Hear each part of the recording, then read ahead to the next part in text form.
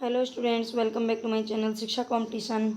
और यहाँ पर जो हमारा आज नेक्स्ट टॉपिक है वो है संविधान को लेकर के, यानी कि सीटेट सामाजिक विज्ञान में आप जानते हैं संविधान भी इंक्लूड किया हुआ है।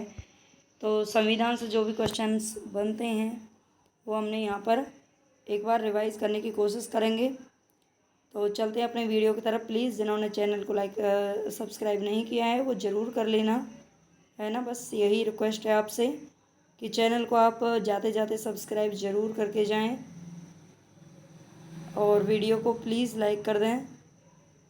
आपका पेपर है 2 दिन बाद, एडमिट कार्ड आ गए हैं, उम्मीद है आपने निकाल लिए होंगे और आप अच्छे से पेपर दे के आएँ।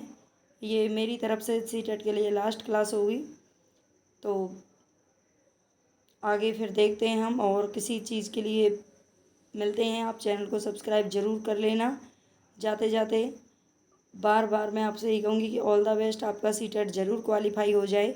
आप ये जो 2 दिन बचे इनमें अच्छे से रिवीजन कर लेना एक बार सारे सिलेबस का, तो आपका क्वालिफाई ज़रूर हो जाएगा। और बिल्कुल एकदम शांत मन से और बिल्कुल आराम से बिना किसी नर्वस के पेपर आपको देना है, तो पेपर ज़रूर निकल जाएगा। तो फिर प्लीज़ चैनल को सब्सक्राइब ज़रूर करके जाना, है ना। थोड़ा सा आप मेरे लिए कर देना, मैंने आपके लिए कर दिया। आगे देखते हैं फिर मैं आपके लिए क्या कर सकती हूँ। तो चलते हैं हम अपनी वीडियो की तरफ, काफ़ी टाइम हो गया। ब्रिटिश सरकार के किस अधिनियम ने सबसे पहली बार भारत में शिक्षा के लिए 1 लाख रुपए दिए थे? तो ब्रिटिश सरकार का कौन सा अधिनियम था जिसके तहत भारत में पहली बार शिक्षा के लिए 1 लाख रुपए दिए गए? तो 1813 का चार्टर अधिनियम।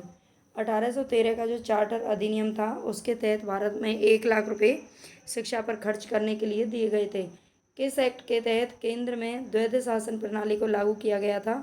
तो 1919 का अधिनियम, जो 1919 का अधिनियम था, इसके तहत केंद्र में, ये ध्यान रखना है, केंद्र में अलग है और प्रांतों में अलग है ना। पहले केंद्र में द्वैध शासन प्रणाली को लागू किया था 1919 के अकॉर्डिंग, और बाद में फिर इसे प्रांतों में लागू किया गया था। 1935 का जो अधिनियम आया था उसमें प्रांतों में लागू किया गया था और केंद्र में से क्या कर दिया था, हटा दिया गया था, है ना। तो ये दोनों क्वेश्चन याद रख लेना। जो अलग से मैं क्वेश्चन जो बोल रही हूँ, जो बता रही हूँ, उनको ज़रूर अच्छे से सुन लेना। पंडित जवाहरलाल नेहरू के नेतृत्व में अंतरिम सरकार का गठन कब हुआ था? तो पंडित जवाहरलाल नेहरू आप जानते हैं प्रथम प्रधानमंत्री थे। इनके नेतृत्व में अंतरिम सरकार का गठन हुआ था सितंबर 1946 के अंदर। कब हुआ था? सितंबर 1946 में। संविधान सभा के अध्यक्ष कौन थे? देखो यहाँ पे क्वेश्चन पूछा गया है कि संविधान सभा के अध्यक्ष कौन थे। वैसे क्वेश्चन 2 तरीके से बनता है। एक तो पूछा जाता अस्थायी अध्यक्ष, यानी कि अस्थायी अध्यक्ष, जो 9 दिसंबर 1946 को जो पहली बैठक हुई थी संविधान सभा की, तो उसके लिए अस्थायी अध्यक्ष बनाया गया था। किसको? सच्चिदानंद सिन्हा को। किसको बनाया गया था? सच्चिदानंद जी को बनाया गया था, लेकिन सिर्फ 1 दिन के लिए। और बाद में जब अगली बैठक हुई थी 11 दिसंबर को, तो डॉक्टर राजेंद्र प्रसाद को चुन लिया गया था स्थायी सदस्य। ये कौन थे? स्थायी सदस्य थे। अगर ये अलग अलग टाइप से क्वेश्चन पूछे जाते हैं तो आप ज़रूर याद रखना। सिर्फ अध्यक्ष पूछा जाए तो डॉक्टर राजेंद्र प्रसाद ही आएंगे, स्थायी पूछा जाए तब भी डॉक्टर राजेंद्र प्रसाद, और अस्थायी में डॉक्टर सच्चिदानंद सिन्हा जी का नाम आता है ना। किसने कहा था संविधान सभा कांग्रेस थी और कांग्रेस भारत था? तो ये ऑस्टिन का कथन रहा है कि ऑस्टिन ने कहा था संविधान सभा कांग्रेस थी और कांग्रेस भारत था। भारतीय संविधान को संविधान सभा द्वारा अंगीकृत कब किया गया? तो ये किया गया 26 नवंबर 1949 को। इसीलिए अभी भी संविधान जो दिवस है वो 26 नवंबर को मनाया जाता है हर साल, है ना, क्योंकि संविधान सभा द्वारा इसे मतलब पूरी तरह से स्वीकार कर लिया गया था 26 नवंबर 1949 को। लेकिन बाद में इसे जो लागू किया गया था वो 26 जनवरी 1950 को किया गया था, है ना। याद रख लेना, वो लागू करने का दिन है और ये अंगीकृत मतलब स्वीकारने का दिन है। मौलिक अधिकारों की अवधारणा किस देश से ली गई है? ये यूएसए के संविधान से ली गई है। मौलिक अधिकार कहाँ से आए हैं? अमेरिका से लिए गए हैं, ठीक है। यूएसए यानी कि अमेरिका। तो इन ये जो कहाँ कहाँ से अलग अलग देशों से अलग अलग चीज़ें ली गई हैं, इनको आप अच्छे से एक बार रिवाइज कर लेना। भारतीय संविधान में मौलिक कर्तव्यों का विचार कहाँ से लिया गया है? मौलिक अधिकार अलग होते हैं और मौलिक कर्तव्य अलग होते हैं। मौलिक अधिकार हमारे जो मूल रूप से जो संविधान लिखा गया था उसमें मौलिक अधिकार थे, लेकिन उसमें मौलिक कर्तव्य नहीं थे और मौलिक कर्तव्यों को बाद में जोड़ा गया था। 42वां जब संविधान संशोधन हुआ था 1976 में, तब मौलिक कर्तव्यों को जोड़ा गया था, है ना। तो ये याद रख लेना, ये रूस के संविधान से लिए गए हैं मौलिक कर्तव्य। संविधान सभा ने राष्ट्रीय गीत को कब अपनाया था? राष्ट्रीय गीत, राष्ट्रीय गान, राष्ट्रीय ध्वज, ये सारे आप एक बार देख लेना। 24 जनवरी 1950 को, यानी कि जिस दिन भारत में संविधान लागू हुआ था, जिस दिन हम गणतंत्र दिवस मनाते हैं, रिपब्लिक डे, तो उससे 2 दिन पहले, है ना। ऐसे थोड़ा सा आप मतलब समझ के पढ़ना तो ये याद रह जाएंगे। राष्ट्रीय गीत, गीत को ध्यान रखना, गीत हमारा कौन सा है? वंदे मातरम है, और वंदे मातरम 2 दिन पहले अपना लिया गया था। भारत के संविधान की प्रस्तावना में 2 शब्द समाजवादी एवं पंथ निरपेक्ष कब जोड़े गए? तो ये 1976 के संविधान संशोधन में जोड़े गए। जो 42वां संविधान संशोधन हुआ था, 42वां संविधान संशोधन हुआ था 1976 में, तो ये समाजवादी एवं पंथ निरपेक्ष शब्द जोड़े गए थे और उसी समय मौलिक कर्तव्य भी जोड़े गए थे। इसलिए इसको मिनी संविधान भी कहा जाता है, क्योंकि इसमें बहुत सारी नई चीज़ों को जोड़ा गया था 42वें संविधान संशोधन के अंदर। भारतीय संविधान के किस अनुच्छेद में, अनुच्छेद आप अच्छे से याद रख लेना, एक आध पूछा ही जाएगा, केंद्र शासित प्रदेशों के लिए उच्च न्यायालय का प्रावधान है? तो अनुच्छेद 241 में, अनुच्छेद 241 के तहत केंद्र शासित प्रदेशों के लिए उच्च न्यायालय की व्यवस्था की गई है। भारतीय संविधान में कितने अनुच्छेद व अनुसूचियां हैं? तो ये कितनी है? 395 अनुच्छेद है और ये 12 अनुसूचियां हैं। भारतीय संविधान में 395 अनुच्छेद और 12 अनुसूचियां, इनको आप याद रखना अच्छे से। भारतीय संविधान का अनुच्छेद 25 का संबंध किससे है? तो ये है धर्म की स्वतंत्रता से। धर्म की स्वतंत्रता का मतलब होता है कि यहाँ पर रहने वाला हर नागरिक स्वतंत्र है, वो जिस भी धर्म को अपनाना चाहे, जिस भी धर्म में रहना चाहे उसमें रह सकता है, मंदिर मस्जिद कहीं भी जा सकता है। तो ये धर्म की स्वतंत्रता अनुच्छेद 25 में बताया गया है। भारतीय संविधान का कौन सा भाग है जो ग्राम पंचायतों से संबंध रखता है? तो भाग 9।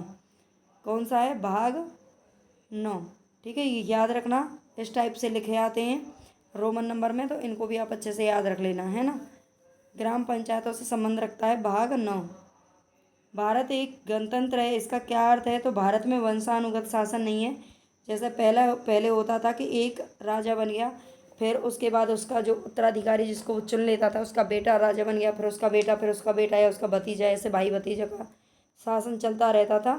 लेकिन अब ऐसा नहीं है, ये लोकतंत्र है, इसमें जिसको भी जनता चुनेगी वही बन करके आता है।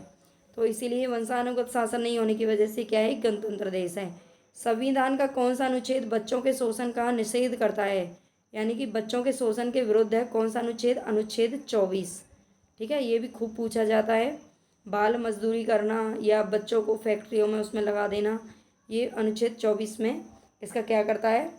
विरोध करता है। मौलिक कर्तव्यों को संविधान में कब जोड़ा गया? मैंने ऊपर बता चुकी हूँ मैं इसको। ये 1976 के संविधान संशोधन से जोड़ा गया था। 42वां संविधान संशोधन था, ये भी याद रख लेना। मौलिक अधिकारों का संरक्षक कौन होता है? तो ये सर्वोच्च न्यायालय होता है। अगर हमारे मौलिक अधिकारों का हनन होता है तो हम किसका दरवाजा खटखटा सकते हैं?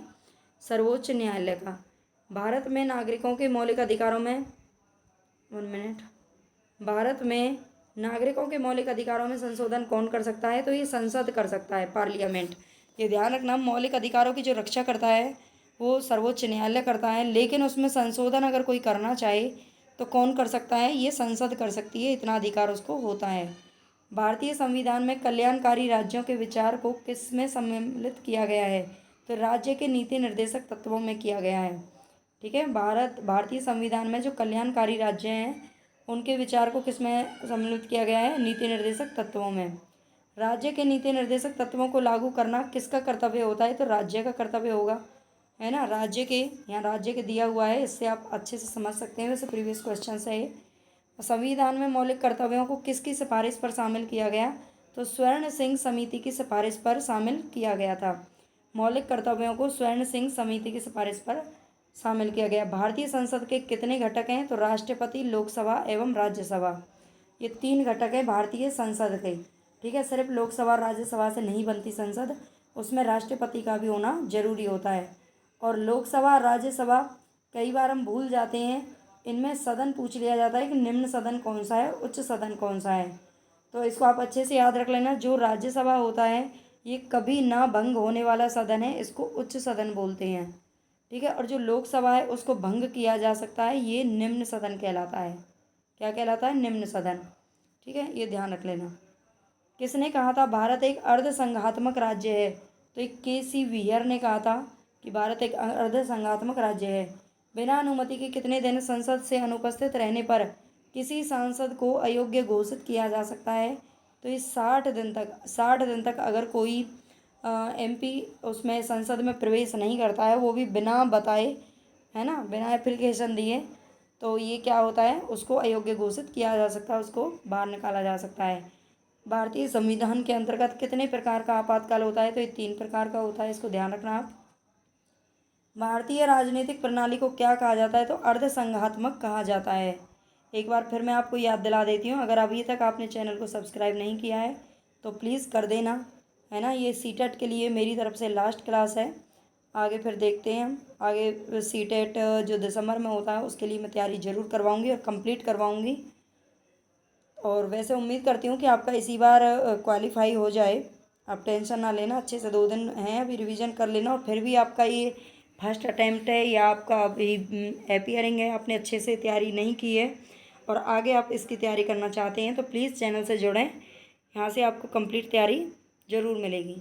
लोकसभा और राज्यसभा में गण पूर्ति संख्या कितनी होती है?